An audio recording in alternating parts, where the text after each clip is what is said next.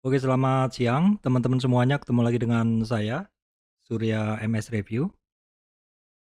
Oke teman-teman, udah lama saya nggak bikin video untuk MS Review. Kali ini saya akan, gini aja ya, sharing-sharing ringan aja ya, karena saat ini juga lagi masa pandemik teman-teman.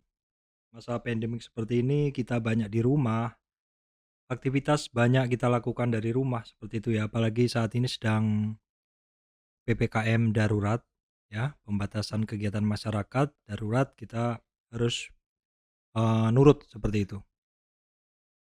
Oke teman-teman, ini saya mau, mengajak teman-teman bercerita ya. Ini saya tuh mau upgrade komputer. Oke teman-teman, jadi saya itu udah lama menggunakan komputer Dell Optiplex teman-teman ya. Di gambar ini adalah komputer saya yang lama. Ini Dell Optiplex 745 kalau nggak salah. Ini saya beli yang tower teman-teman. Ini yang tinggi. Core 2 Duo. Jadi saya memulai channel YouTube saya adalah dengan menggunakan, ini yang ada di layar ini, yang ada tulisannya "Welcome to my trading room". Itu saya gunakan mungkin sekitar hampir 2 tahun teman-teman ya. Saya mengembangkan channel saya awal-awal itu dari komputer yang harganya waktu itu hanya 600.000. Saya tambahin SSD, saya tambahin monitor ya mungkin kira-kira hanya 2 juta nilainya, seperti itu teman-teman ya. Oke, terus kemudian saya upgrade ke ini Dell Optiplex 7010. Ini waktu itu harganya itu 3 juta kalau nggak salah teman-teman waktu itu ya. Itu semuanya itu Core i7 teman-teman, ini Core i7 3770 speknya teman-teman. Saya akan lihat dulu speknya ya teman-teman. Ini kayaknya speknya itu, nah ini. Jadi, saya menggunakan yang tadi itu adalah Intel Core i7 3770, TDP-nya adalah 77 watt. Ini adalah seri lama teman-teman ya. Ini generasi ketiga Intel. Saya pasang full untuk RAM-nya adalah 16. Jadi di RAM saya pasang 16, jadi dia mentok lah seperti itu ya. Terus kalau grafik saya kasih Nvidia GeForce GT 1030 karena ini adalah, SFF, small form factor teman-teman. Kenapa kok saya menggunakan small form factor? Jadi alasannya adalah ya karena, eee, alasan ini teman-teman. Jadi saya menggunakan small form factor ini karena tempat. Jadi, saya nggak mau yang tempatnya lebar, memakan tempat, dan juga saya pasang di sini kan, di atas layar, di atas meja seperti ini. Jadi mau yang setupnya itu clean. Jadi saya mencari yang small form factor, tapi powerful teman-teman ya.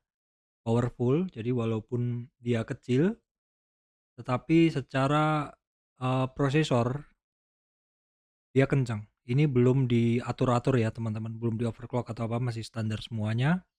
Ya walaupun TDP-nya adalah yang namanya barang lama lebih boros ya. Kemudian dia low power, yang saya cari adalah low power.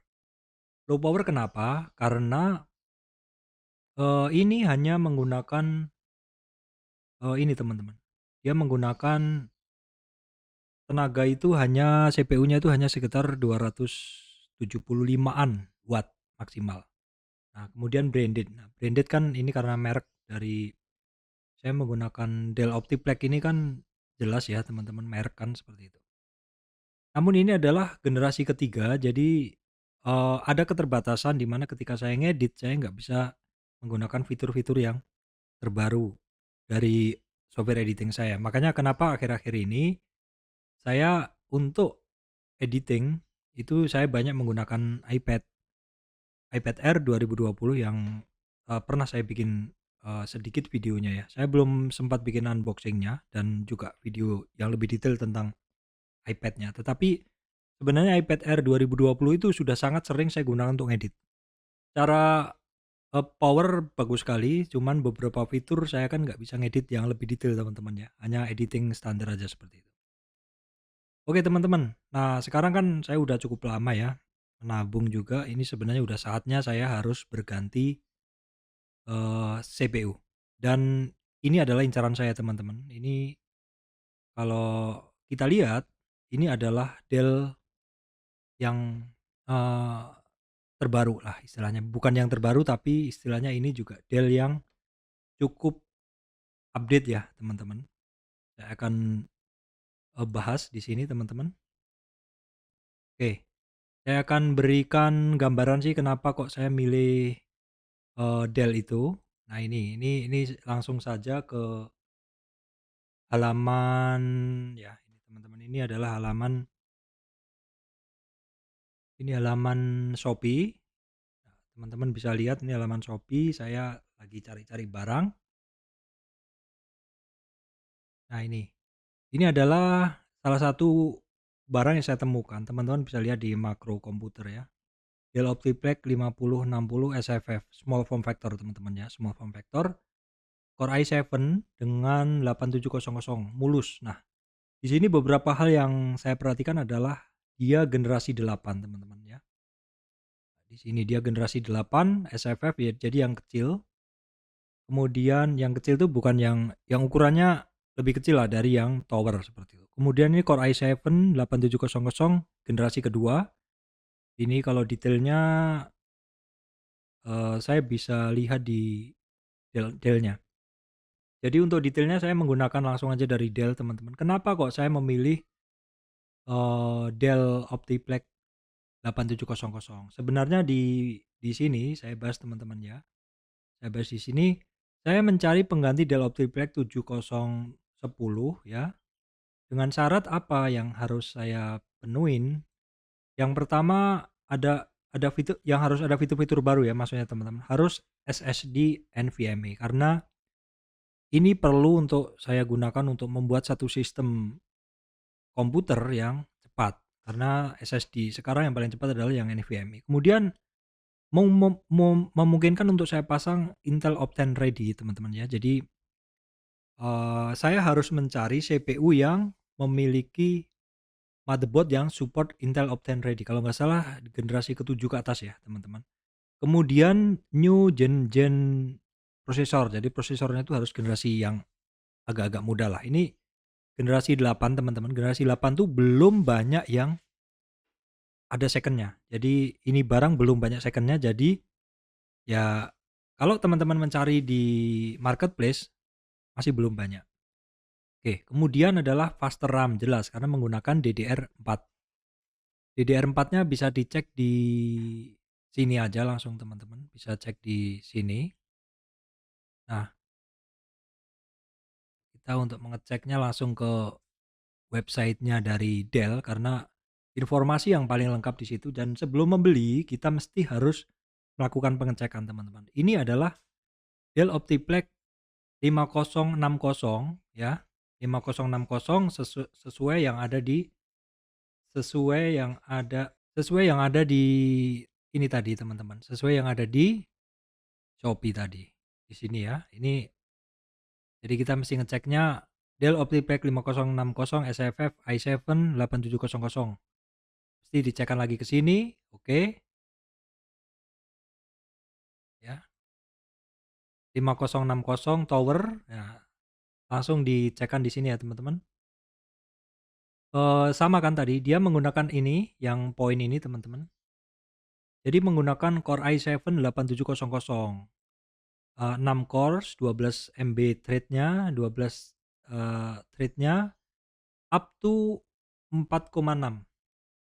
Jadi di sini up to 4,6 itu artinya mungkin kalau di-upgrade ya teman-teman, kalau di informasinya tertulis hanya 3,2. Jadi ini mungkin kalau di overclock seperti itu. Nah, kemudian di sini adalah TDP-nya adalah 6,65 watt. Kalau di CPU yang saya gunakan sekarang, dia untuk TDP-nya adalah di 77 watt.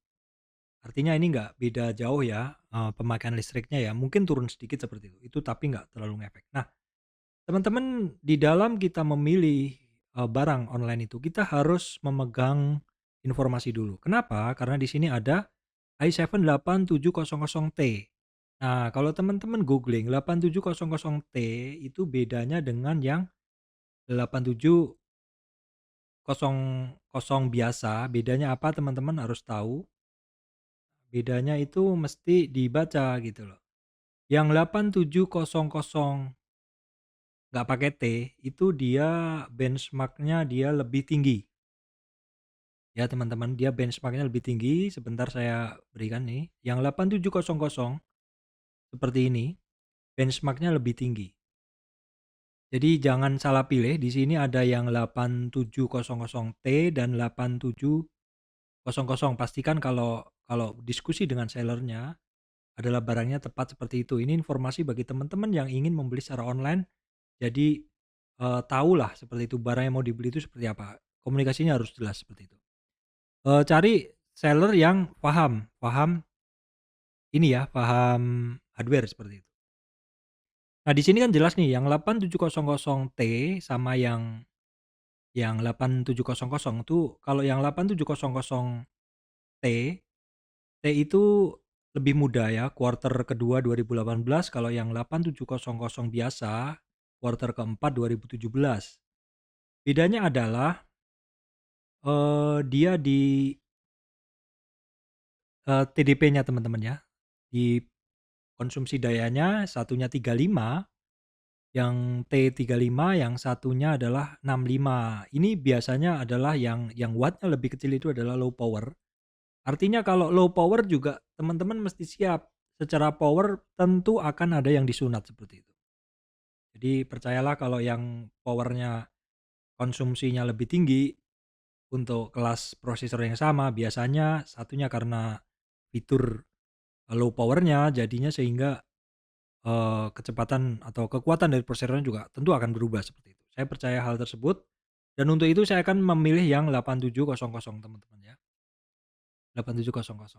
Ini teman-teman bisa googling seperti itu ya, bisa googling. Nah, oke, kemudian, oke, untuk tadi yang alasan yang tadi, jadi alasan kenapa kok saya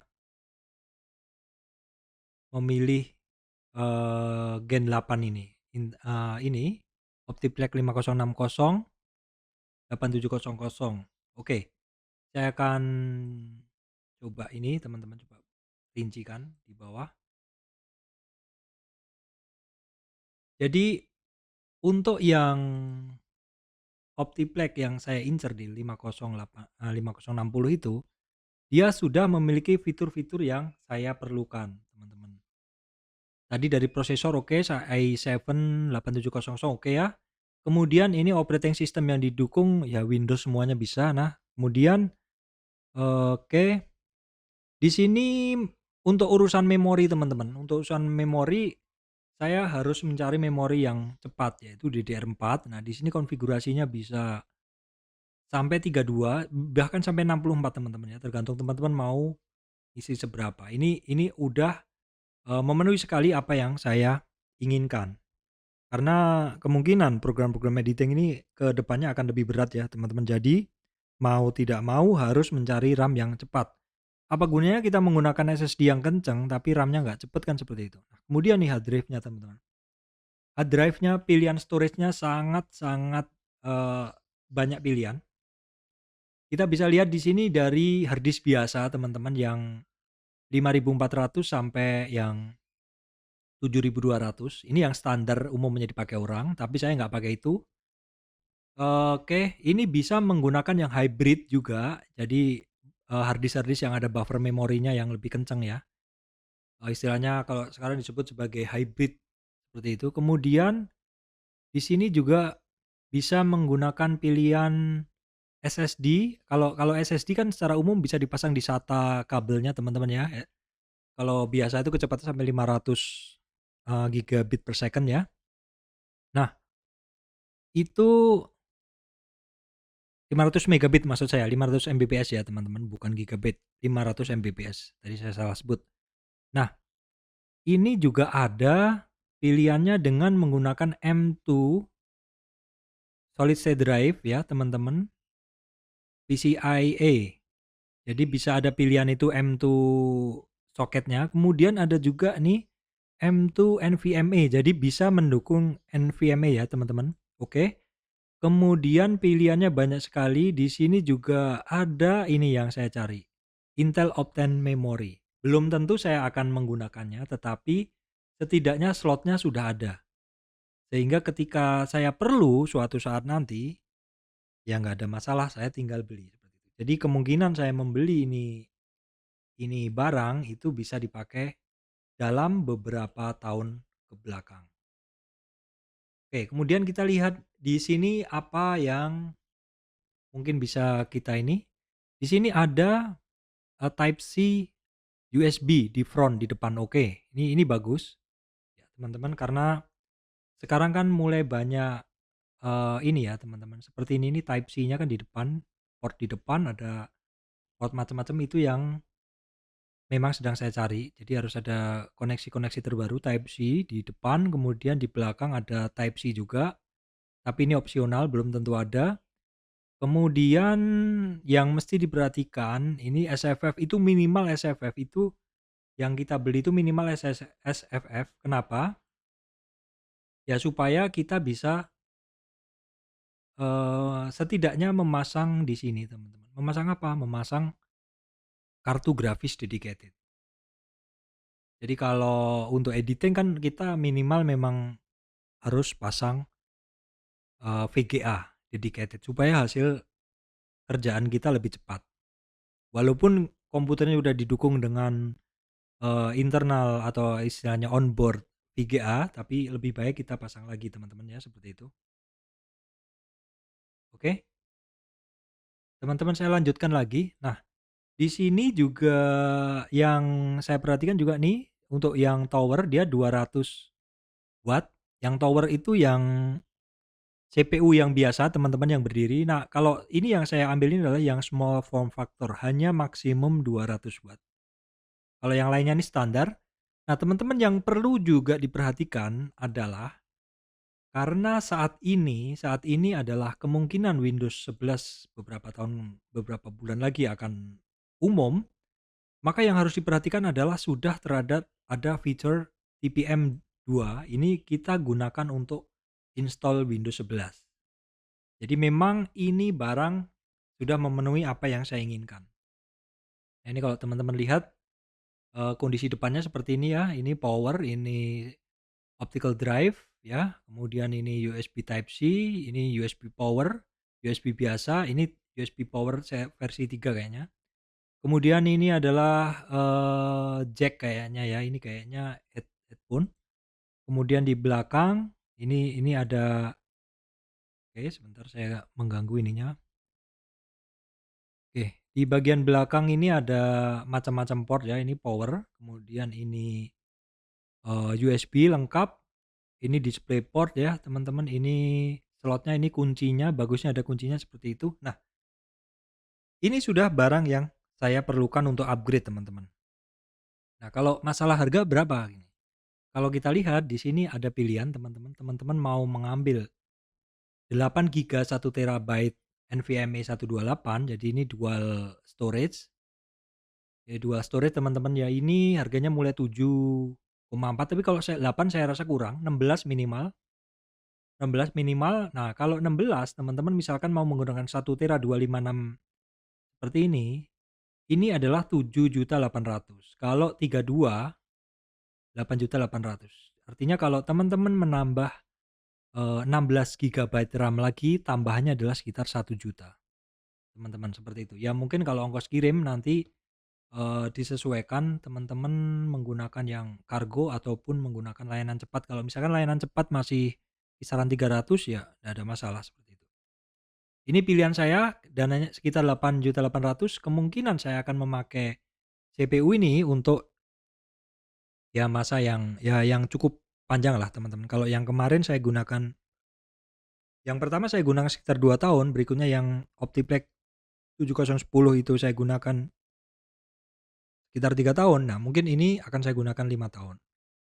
Jadi di video saya tadi kan saya sebutkan, jadi kemungkinan saya memilih antara menggunakan Mac mini atau menggunakan Dell Optiplex.